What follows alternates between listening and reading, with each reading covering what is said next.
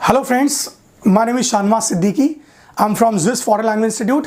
आपका मेंटोर, आपका guide, motivational speaker, life coach और इन सब से बढ़कर आप सभी का दोस्त हाजिर एक बार फिर से एक नए वीडियो के साथ। दोस्तों, आज का अपने वीडियो जो है ये प्रोवर्ब्स का है। तो आज हम लोग प्रोवर्ब्स को सीखेंगे। प्रोवर्ब्स का मतलब हिंदी में क्या होता है? मुहावरे। दोस्तों, कई सारे लोगों ने मुझे कमेंट करके बोला है कि सर आप हमें प्रोवर्ब्स पढ़ा दीजिए। तो मैंने उनसे पूछा कि क्यों भाई, प्रोवर्ब्स क्यों पढ़ना चाहते हैं? उन्होंने कहा कि सर प्रोवर्ब्स को हम याद करते हैं, हम उसमें जो वर्ड्स हैं उनको हम कनेक्ट नहीं कर पाते, उन वर्ड्स से हम उन वर्ड्स को समझ नहीं पाते, बस सीधे सीधे हम उन वर्ड्स को याद कर लेते हैं, रट लेते हैं। तो मैंने कहा चलिए भाई ठीक है, तो जो प्रोवर्ब्स के अंदर जो वर्ड्स हैं उन वर्ड्स का मीनिंग भी मैं आपको बताऊंगा, प्रोवर्ब्स भी बताऊंगा। अब एक इंपॉर्टेंट बात, आप में से जितने भी लोग कॉम्पिटिटिव एग्जाम्स की तैयारी कर रहे हैं उनके लिए मैं एक खुशखबरी बता दूं, एक छोटी सी बात बता दूं कि आपके एग्जाम्स में डायरेक्टली कभी कभी एरोस में या फिल इन द ब्लैंक्स में क्वेश्चंस आ जाते हैं जो सीधे प्रोवर्ब को उठाकर ही रख देता है, और कई बार ध्यान न दे पाने की वजह से हम लोगों से वो क्वेश्चन मिस हो जाता है। तो इसी तरह के एक क्वेश्चन का एग्जाम्पल मैं आपको देना चाहता हूँ जो आपके एग्जाम में आया है। हम सब लोग पढ़ते हैं कि नीम हकीम खतरे जान, ये कहावत है, नीम हकीम खतरे जान। अब अगर मैं आपसे कहूं कि बताइए करेक्ट कौन सा सेंटेंस है? The little knowledge is a dangerous thing, little knowledge is a dangerous thing, या a little knowledge is a dangerous thing? So देखिए दोस्तों, हो गए ना कंफ्यूज? अगर आपके एग्जाम में इस तरह से ऑप्शंस आ जाएं तो आप सोचिए आप किसको टिक करेंगे। बहुत बार आपने सुना है, बचपन से कितनी बार आपने पढ़ रखा है इस प्रोवर्ब को, लेकिन आज मैंने आपको कंफ्यूज कर दिया। तो हुआ क्या, आपने उसको ध्यान नहीं दिया, आपने उसको समझा नहीं, इसीलिए आप कंफ्यूज हो गए। तो इस तरह के क्वेश्चन आजकल डायरेक्टली आप लोगों के एग्जाम में आ रहे हैं। तो वैसे मैं इसका करेक्ट आंसर बता दूं, a little knowledge is a dangerous thing. तो इसे हम लोग बोलते हैं नीम हकीम खतरे जान। तो अगर किसी इंसान के पास थोड़ी सी नॉलेज हो तो वो उसके लिए ज़्यादा खतरनाक होती है, इसे कहा जाता है little knowledge is a dangerous thing. तो कैसे ये निकल के आया, कहाँ से क्वेश्चन आया? आप लोगों के कॉम्पिटिटिव एग्जाम्स की बुक में पढ़ा होगा, लिटिल, आ लिटिल और द लिटिल। तो इसका मतलब क्या होता है?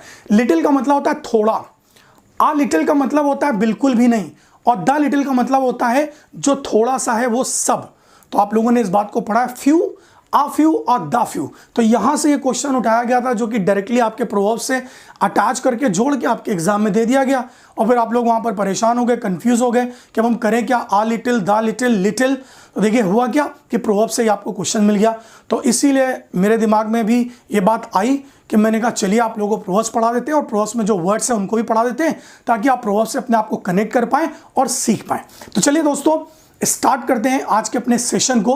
तो सबसे पहला प्रोवर्ब जो आज मैं आप लोगों के लिए लेके आया हूं, that is all that glitters is not gold. फिर से सुनिए, all that glitters is not gold. तो देखिए इस प्रोवर्ब में एक वर्ब आया ग्लिटर, तो इस पर जरा ध्यान दीजिए। ग्लिटर, ग्लिटर का मतलब होता है चमकना, इसी को जी अल्फाबेट से हम लोग कहते हैं ग्लिस्टेन। तो देखिए ग्लिस्टेन का मतलब भी चमकना और ग्लिटर का मतलब भी हो गया चमकना। तो अब यहीं से तो ये प्रोवर्ब बन गया कि all that glitters is not gold. इसका मतलब क्या हुआ हिंदी में कि हर वो चीज जो चमकती है वो सोना नहीं होती। इसका मतलब क्या हो गया कि हर वो चीज जो चमकती है वो सोना नहीं होती।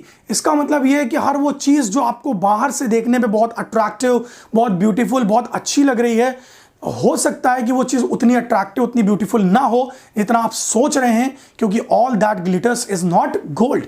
हम बहुत बार किसी व्यक्ति से, किसी पर्सन से मिलते हैं, हमने एक बार उनसे मिले, उनकी पर्सनालिटी को देखकर हम उनसे इंप्रेस हो गए। अभी हम उनके बारे में कुछ जानते नहीं, हमें उनके गुणों के बारे में कुछ भी नहीं पता, लेकिन हमने बाहर से उनका अपीयरेंस देखा, बहुत अच्छा अपना सूट बूट पहने, हम उनसे इंप्रेस हो गए। अब पता नहीं कि बंदा कैसा है, नेचर क्या है, इल नेचर्ड है, बैड टेम्पर्ड पर्सन है, कैंटैंक्रस बिहेवियर है, हमें नहीं पता, लेकिन हमने क्या किया, बाहर से देखकर हम उनसे इंप्रेस हो गए। तो मतलब यही है कि अगर आप ऐसा करेंगे तो मैं आपको तुरंत बोलूंगा कि मेरे भाई all that glitters is not gold, कि हर वो चीज जो चमकती है वो सोना नहीं होती। तो हर चमकने वाली चीज सोना नहीं है और हर साबुन रेक्सोना नहीं है। तो इसे हम लोग कहते हैं all that glitters is not gold. Next proverb पे आते हैं दोस्तों। नेक्स्ट प्रोवर्ब है अमेंडमेंट इज रिपेंटेंस। फिर से सुनिए, आपकी स्क्रीन पर लिखा हुआ है, वहां पर देखते रहिए और मेरी बात को सुनते रहिए। Amendment is repentance. तो यहां पर दो वर्ड हमको मिले, एक वर्ड हमको मिला अमेंडमेंट। देखिए अमेंडमेंट, दोस्तों अमेंडमेंट वर्ड नाउन है, मेंट को देखकर समझ गए, इसका मतलब होता है सुधार। सुधार को हम लोग अमेंडमेंट बोलते हैं, और ये अमेंड की फैमिली का नाउन है। अमेंड वर्ब है जिसे हम लोग कहते हैं सुधार करना, अमेंड वर्ब है जिसे हम लोग कहते हैं सुधार करना। तो we should amend our constitution, amend your mistakes, अपनी गलती सुधारो, और उसी का नाउन हो गया अमेंडमेंट। अब ये तो बात अमेंडमेंट की हो गई। अब देखिए रिपेंटेंस, रिपेंटेंस का मतलब होता है प्रायश्चित या पश्चाताप। सी आया, सी को देखकर हम समझ गए वर्ड नाउन है, और आप सबको पता है कि रिपेंट की फैमिली का नाउन है। तो रिपेंट होता है प्रायश्चित करना, पछताना, रिपेंट। तो रिपेंट की फैमिली से बन गया रिपेंटेंस, प्रायश्चित, पश्चाताप, और अमेंड की फैमिली से बन गया अमेंडमेंट। अब यही प्रवर्ब बन गया अमेंडमेंट इज रिपेंटेंस। तो इसका मतलब हिंदी में होता है सुधार ही पछतावा है। तो मतलब क्या है, हम इसे क्यों कहते हैं, कब बोलते हैं? हम तब बोलते हैं जब कोई इंसान गलती करता है और हम चाहते हैं कि वो बंदा अपनी गलती को सुधार ले। तो सबसे अच्छी बात हम ये कहते हैं कि अपनी गलती पर पछताना, अपनी गलती को सुधार लेना, यही सबसे अच्छी बात है। तो अगर आप चाहते हैं कि आपने जो गलती की है उसका प्रायश्चित करना चाहते हैं, तो आप उस गलती को सुधार लीजिए और कोशिश कीजिए कि आइंदा फ्यूचर में कभी आपसे वो गलती ना हो। तो इसी को हम कहते हैं अमेंडमेंट इज रिपेंटेंस। तो सुधार ही पछतावा है। तो अगर आप अपने बात का प्रायश्चित, अपनी गलती का प्रायश्चित करना चाहते हैं, तो अपनी गलती को सुधार लीजिए। इससे अच्छी कोई बात नहीं हो सकती, क्योंकि amendment is repentance. Next proverb पे आते हैं दोस्तों। नेक्स्ट प्रोवर्ब है a pimple has grown upon an ulcer. फिर से सुनिए, सामने देखते रहिए, आपकी स्क्रीन पर लिखा हुआ है और मेरी बात को सुनते रहिए। A pimple has grown upon an ulcer. दोस्तों इसका मतलब क्या है? अल्सर, अल्सर समझते हैं ना, पिंपल, ये जो पिंपल्स पड़ जाते हैं, दाने, दानों को हम लोग पिंपल कहते हैं और छाले को अल्सर कहते हैं। तो आपने देखा अक्सर चेहरे पर लोगों के पिंपल्स हो जाते हैं, और अल्सर का मतलब क्या होता है? छाला। तो पिंपल हो गए छोटे छोटे से दाने, उनको पिंपल कहा जाता है, और छाले के लिए हम लोग वर्ड यूज करते हैं अल्सर। तो पिंपल और अल्सर, ये दो वर्ड आपको यहाँ पर मिले। तो हम लोग क्या बोलते हैं? A pimple has grown upon an ulcer. इसका मतलब होता है एक तो करेला ऊपर से नीम चढ़ा। फिर से सुनिए, एक तो करेला ऊपर से नीम चढ़ा, मतलब समझने की कोशिश कीजिए कि एक तो करेला वैसे ही इतना कड़वा होता है, और अगर उस पर और नीम की कोटिंग कर दी जाए, नीम चढ़ा दी जाए, तो वो और कितना ज़्यादा कड़वा हो जाएगा। तो इसी को हम लोग कहते हैं कि a pimple has grown upon an ulcer. इसको और अच्छे समझने के लिए एक और बात को सुनिए। कोई सिचुएशन जो खराब हो चुकी है वो और ज़्यादा खराब हो जाए, तब आप उसे कहेंगे कि a pimple has grown upon an ulcer. ये तो वही बात हुई यार कि एक तो करेला ऊपर से नीम चढ़ा, तो हम लोग कहते हैं a pimple has grown upon an ulcer. तो एक तो करेला ऊपर से नीम चढ़ा। तो किसी खराब सिचुएशन को और ज़्यादा खराब हो जाने के लिए हम लोग इस प्रोवर्ब को यूज़ करते हैं कि a pimple has grown upon an ulcer. Next proverb पे आते हैं दोस्तों। नेक्स्ट प्रोवर्ब है guilty conscience is always suspicious. ध्यान से सुनिए, guilty conscience is always suspicious. अब यहां पर देखिए दो वर्ड आपको मिल गए, एक तो कंसाइंस मिल गया, गिल्टी तो सभी लोग जानते होंगे, गिल्टी हम लोग दोषी के लिए यूज करते हैं गिल्टी।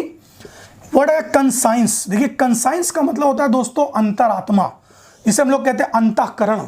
अंतःकरण को, अंतर आत्मा को हम लोग क्या बोलते हैं? कंसाइंस। तो अक्सर लोग कहते हैं ना जमीर, जमीर, ये मेरा जमीर है, तो जमीर को कंसाइंस कहा जाता है, इसको अंतःकरण कहा जाता है। तो अंतःकरण, जमीर, अंतरात्मा इज कॉल्ड कंसाइंस। फिर एक वर्ड और आ रहा है सस्पिशियस। सस्पिशियस का मतलब होता है संदेहात्मक, इसे हम लोग कहते हैं डाउटफुल, डाउटफुल, इसी को हम लोग कहते हैं डूबियस। तो तीनों वर्ड एडजेक्टिव हैं, तो सस्पिशियस, डाउटफुल, डूबियस। तो एक वर्ड मिला आपको गिल्टी, गिल्टी का मतलब दोषी। एक वर्ड आपको मिला कंसाइंस, कंसाइंस का मतलब अंतःकरण या जमीर, तो ये वर्ड नाउन है कंसाइंस। और सस्पिशियस वर्ड एडजेक्टिव है जिसका मतलब होता है संदेहात्मक। अब मीनिंग क्या हुआ? गिल्टी कंसाइंस ऑलवेज सस्पिशियस का मतलब क्या होता है? इसका मतलब हिंदी में होता है कि चोर की दाढ़ी में तिनका। क्या बोलते हैं हम लोग? चोर की दाढ़ी में तिनका। अ guilty conscience is always suspicious. मतलब क्या हुआ? कोई इंसान जो गलत काम किया होता है ना, उसका मन डरता है, उसके मन में एक चोर होता है ना, उसके एक्सप्रेशन से, उसके चेहरे से ही पता चल जाता है कि यार कोई गलत काम करके आया है, ये कुछ गड़बड़ करके आया है, इससे कोई गलती हो गई है, क्योंकि वो चेहरे पे जो फेशियल एक्सप्रेशंस होते हैं वो सजेस्ट कर देते हैं। इसीलिए कहा जाता है कि जो चोर होता है उसकी दाढ़ी में तिनका होता है। इसीलिए कुछ लोग कहते हैं चोर का दिल कितना सा छोटा सा होता है। तो guilty conscience is always suspicious, इसे हम लोग हिंदी में कहते हैं चोर की दाढ़ी में तिनका, that is called a guilty conscience is always suspicious. Next proverb पे आते हैं दोस्तों। नेक्स्ट प्रोवर्ब है coming events cast their shadow before. Easy proverb है, बहुत बार सुन चुके हैं आप लोग। Coming events cast their shadow before. यहां पर एक वर्ड आ रहा है कास्ट। कास्ट का मतलब होता है डालना। कास्ट का मतलब क्या होता है? डालना, या जाहिर करने के लिए भी वर्ड यूज करते हैं हम लोग, जाहिर करना या डालना, दैट इज कॉल्ड कास्ट। तो जाहिर करना दैट्स कॉल्ड कास्ट, और किसी चीज को डालने के लिए भी वर्ड यूज करते हैं कास्ट, है ना। तो भगवान ही हमारे ऊपर प्रॉब्लम्स को डालता है, वही सॉल्व करता है। तो God cast problem on us and he solves our problem. तो भगवान हमारी परीक्षा लेने के लिए क्या करता है? हमारे ऊपर प्रॉब्लम्स को डालता है और फिर हमारी प्रॉब्लम्स को सॉल्व भी करता है। तो यहाँ पर जो कास्ट वर्ड आ गया वो डालने के लिए या किसी चीज को जाहिर करने के लिए हम लोग वर्ड यूज करते हैं कास्ट। अब coming events cast their shadow before, इसका मतलब होता है कि जो भी घटना होने वाली है उसके बारे में पहले से ही पता चल जाता है। इसी को हिंदी में कहा जाता है पूत के पांव। तो इसी को हिंदी में कहा जाता है पूत के पांव पालने में ही दिख जाते हैं। तो पूत के पांव पालने में ही दिख जाते हैं।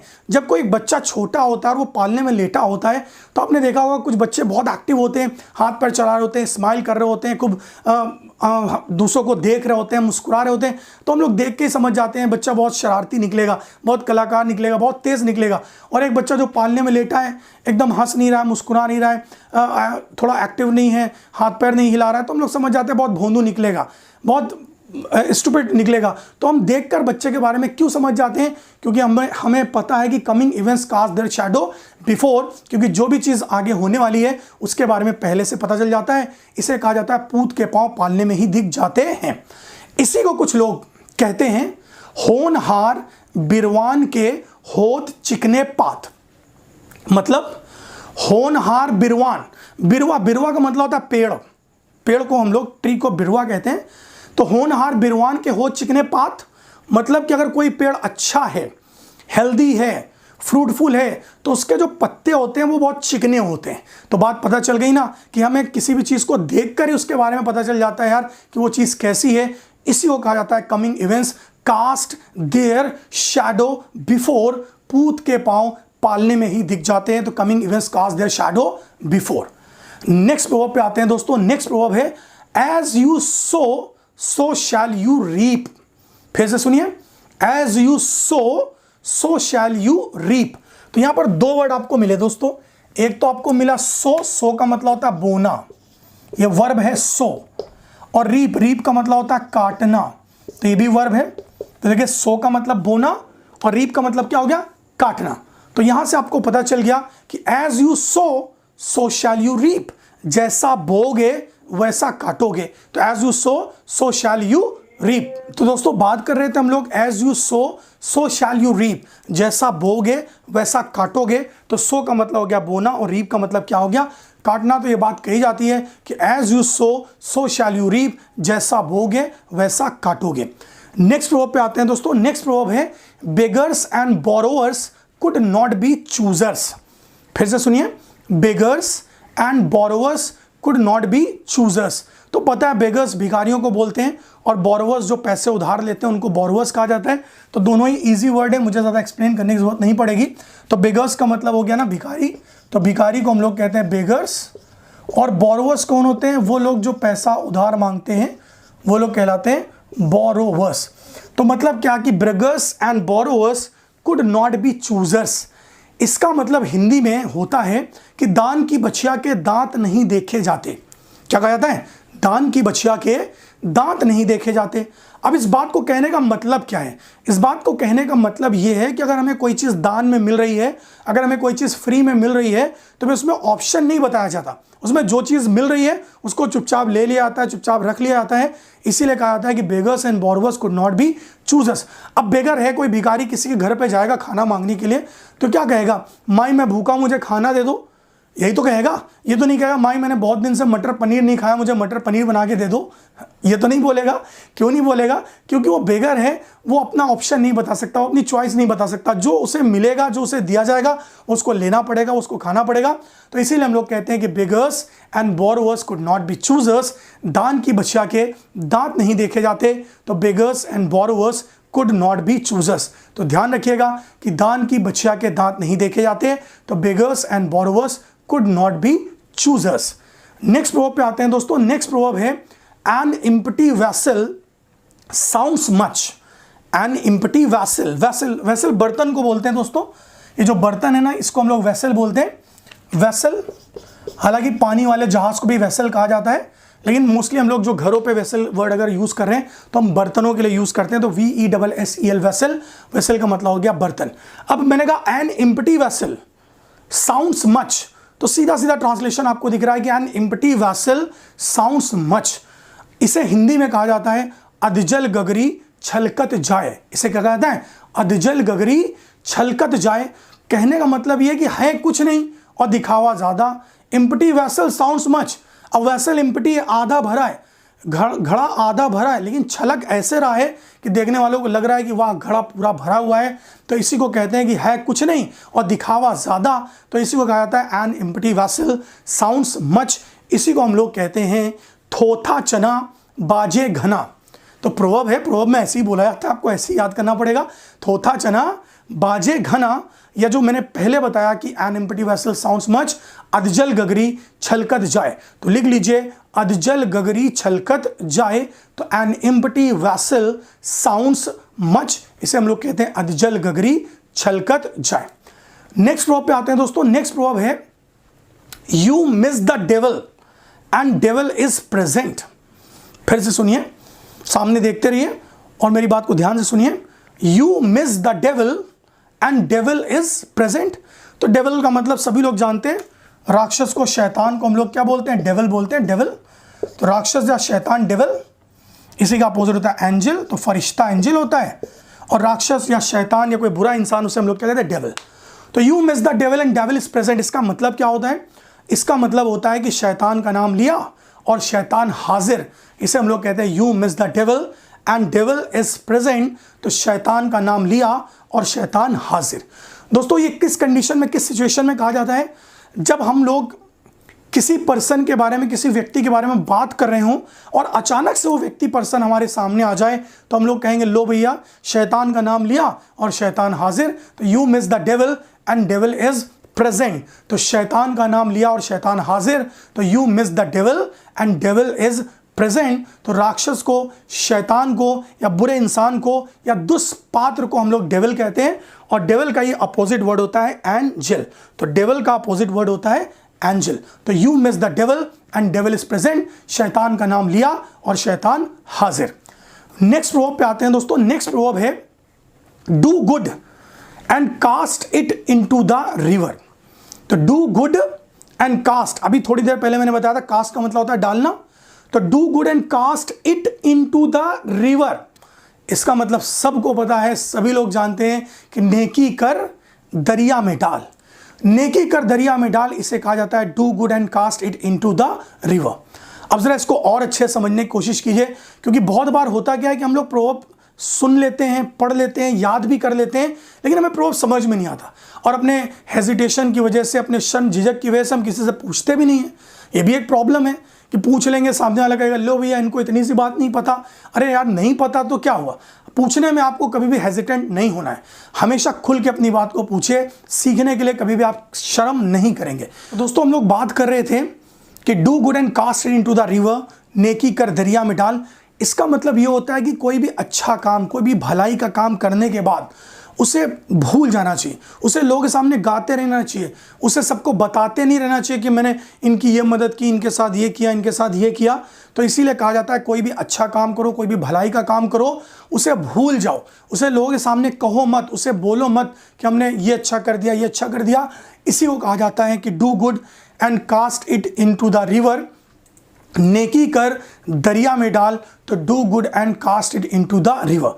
तो ये मेरा आप लोगों को सजेशन है कि जब भी आप किसी के साथ कोई अच्छाई भलाई का काम करें तो कोशिश करें कि वो बात ज़्यादा लोगों को बताएं नहीं, ज़्यादा लोगों तक प्रचार ना करें, अपने ही तक रखें। क्योंकि मैंने क्या बताया कि do good and cast it into the river, इसका मतलब नेकी कर दरिया में डाल, इसे कहा जाता है do good and cast it into the river. तो दोस्तों आज ये हमारे प्रोवर्ब का फर्स्ट पार्ट था। इसमें हम लोगों ने काफ़ी सारे प्रोवर्ब्स को सीखा और उसमें जो वर्ड्स थे उन वर्ड्स को भी सीखा और हमने कनेक्ट किया कि किस तरह से हमें प्रोवर्ब्स को लर्न करना है, किस तरह से हमें प्रोवर्ब्स को याद करना है, समझना है। दोस्तों प्रोवर्ब्स की हमारी ये सीरीज चलती रहेगी। लगभग 200 प्रोवर्ब्स मैं आप लोगों को पढ़ाऊंगा। उस प्रोवर्ब्स में जितने भी वर्ड्स जो आप लोगों को परेशान करते हैं उन वर्ड्स को भी मैं एक्सप्लेन करूंगा। प्रोवर्ब्स का आपको मीनिंग भी बताऊंगा जिससे प्रोवर्ब्स को लर्न करना, यूज़ करना और उसे रिटेन करना आप लोगों के लिए आसान हो जाए। अब अगर आप लोगों को ये वीडियो पसंद आया हो तो जल्दी से इसको लाइक कीजिए, अपने फ्रेंड्स के साथ शेयर कीजिए, कमेंट बॉक्स में आके मुझे कमेंट कीजिए और बताइए कि किस तरह के वीडियोस आप लोग देखना पसंद करेंगे, किस तरह के वीडियोस आप लोग चाहते हैं। तो मुझे तुरंत मैसेज करके बताइए, मैं आप लोगों की ज़रूरत के हिसाब से आपको वीडियो बना के दूंगा। फिर से मिलेंगे हम लोग सेकेंड पार्ट में और कुछ नए प्रोवर्ब्स को सीखेंगे। Till then bye bye, thank you very much guys, thank you.